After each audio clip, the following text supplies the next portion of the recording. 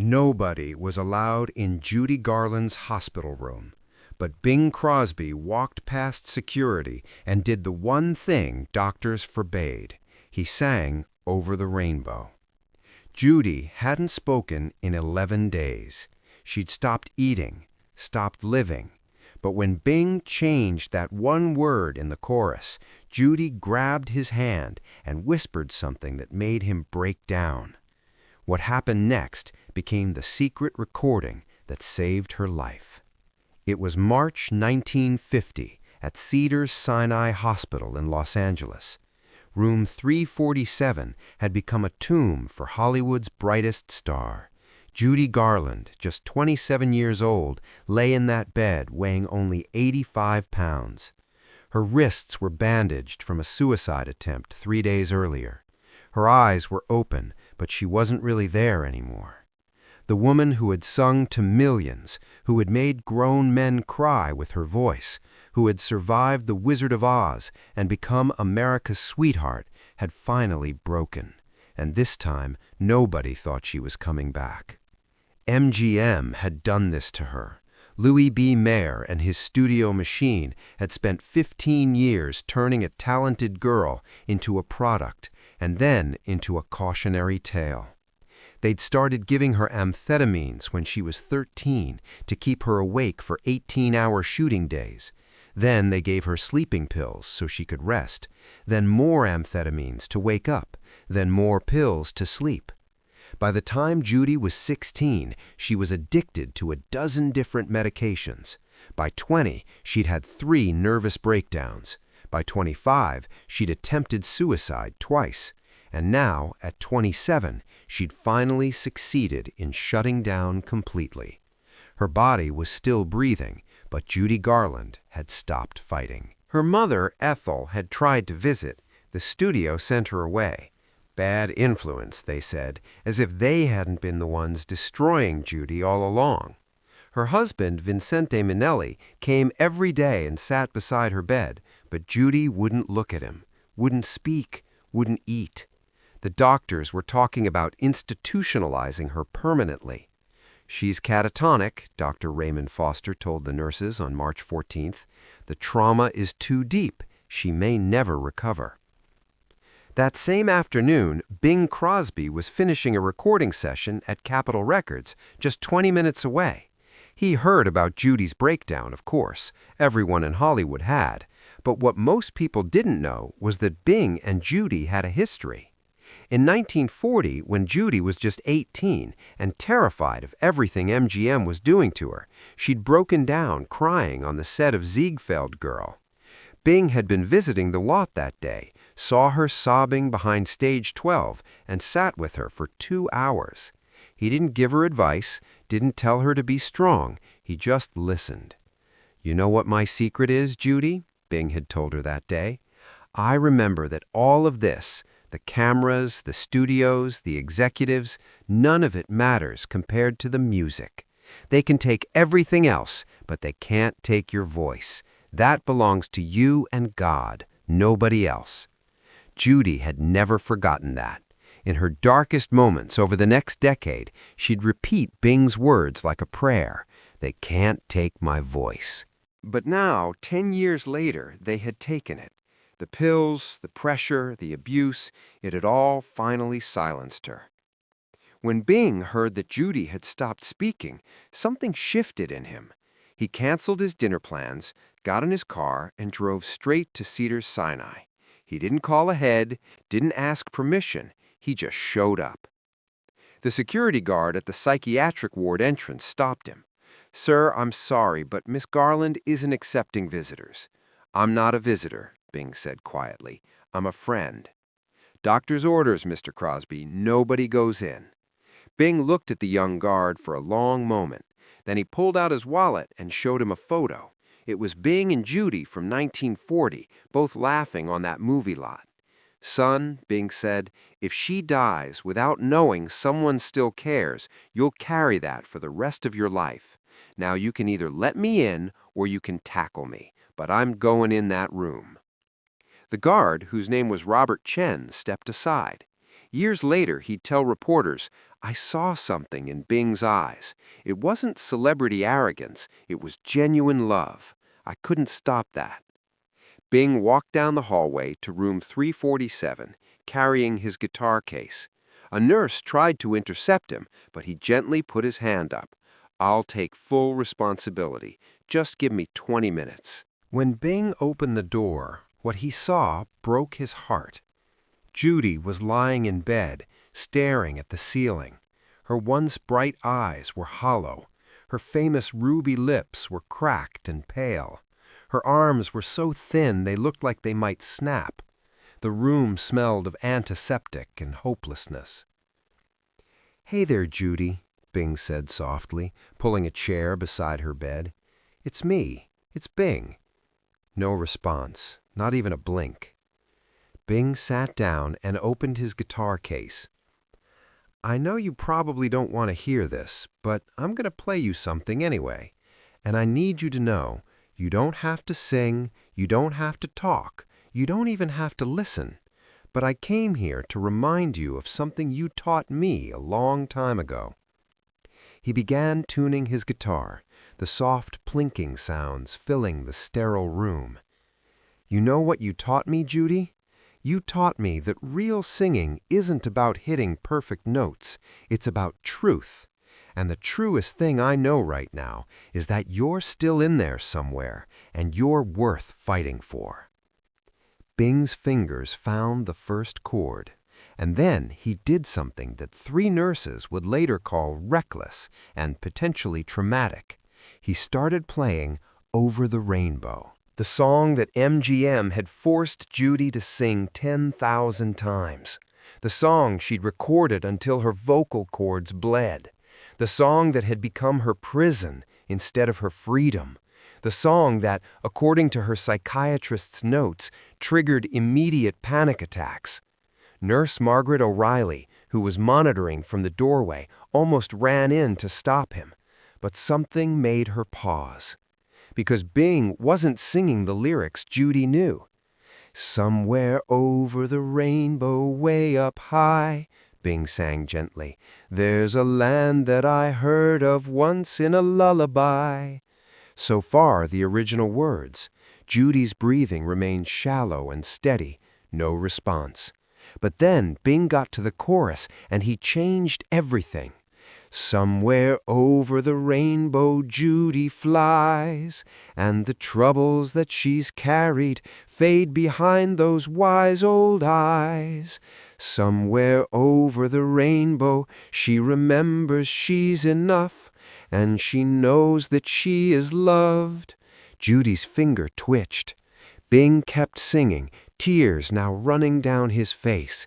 "Someday she'll wake up where the clouds are far behind her, where troubles melt like lemon drops, and Bing sits beside her. Somewhere over the rainbow she'll remember who she is, the little girl who sang from her heart before Hollywood told her what to give." Judy's eyes moved, just slightly, toward Bing. "If happy little bluebirds fly beyond the rainbow, why, oh, why can't Judy too? Why, oh, why can't you?" Bing finished the song and just sat there, guitar in his lap, crying openly. For a long moment, nothing happened. Then Judy Garland's lips moved, the first movement in 11 days. "You," she whispered, her voice like broken glass. "You changed the words." Bing nodded, unable to speak. "You said," Judy's voice cracked, "you said, I'm enough." "You are," Bing managed. "You always were." "They said I was never enough, never thin enough, never pretty enough, never enough." Bing reached out and took her impossibly small hand. "They lied, Judy. They lied about everything, except one thing, your voice.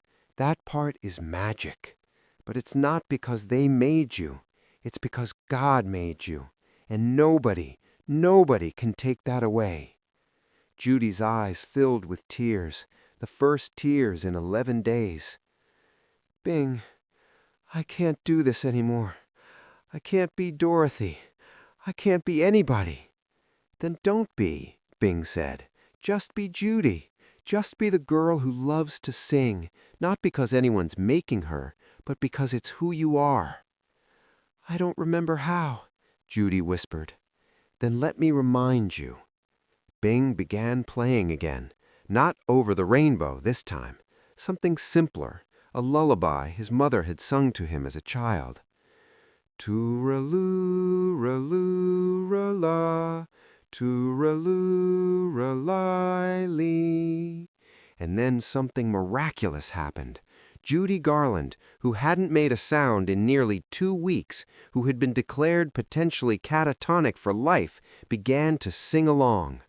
Her voice was weak, broken, nothing like the powerhouse that had filled concert halls, but it was real. It was hers. "Tooraloo-ra-loo-ra-la, hush now, don't you cry." Nurse O'Reilly, standing at the door, had tears streaming down her face. She pulled out a small recording device that she kept for doctor's notes and pressed record. That recording, 18 minutes of Bing Crosby and Judy Garland singing lullabies in a psychiatric ward, would never be commercially released. But it would be played for Judy every time she felt herself slipping in the years to come, and it would save her life 6 more times. When the songs ended, Judy looked at Bing with something resembling life in her eyes. "Why did you come?" she asked.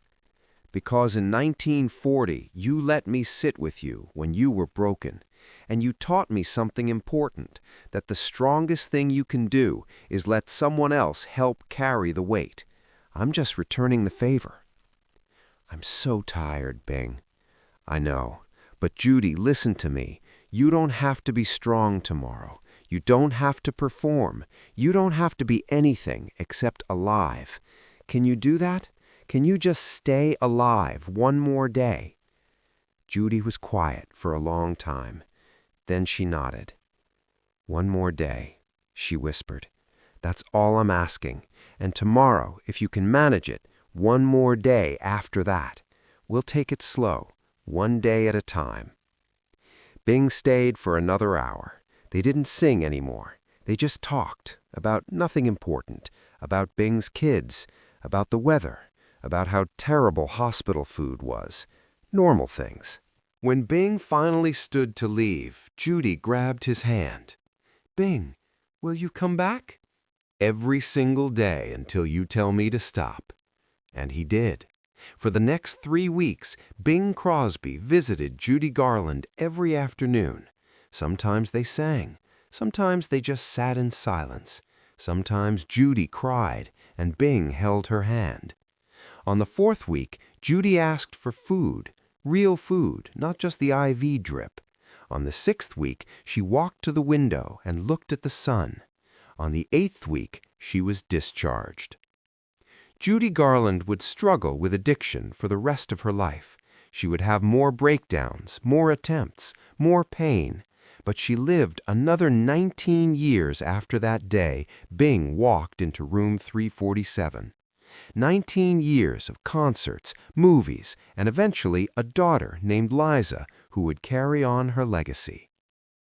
In 1961 at Carnegie Hall, Judy gave what many consider the greatest live performance in American music history.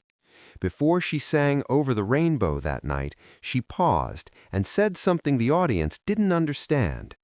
"This song used to hurt me, but someone very special taught me it could heal me too." She was talking about Bing.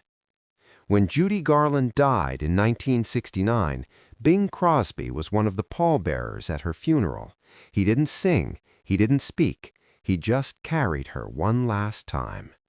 But at the reception afterward, someone asked him about that day in 1950, about the day he saved Judy Garland's life. Bing shook his head. "I didn't save her life. I just reminded her that her life was worth saving. Judy did the rest. She was always braver than anyone knew." The story of Bing Crosby and Judy Garland reminds us that sometimes the most powerful thing we can do for someone who's drowning is to sit beside them and sing. Not to fix them, not to lecture them, just to remind them that they're not alone in the darkness. Today, Nurse Margaret O'Reilly's recording sits in a private collection, heard only by Judy's family and a select few researchers. But those who've heard it describe the same thing. You can hear the exact moment a human soul decides to keep living.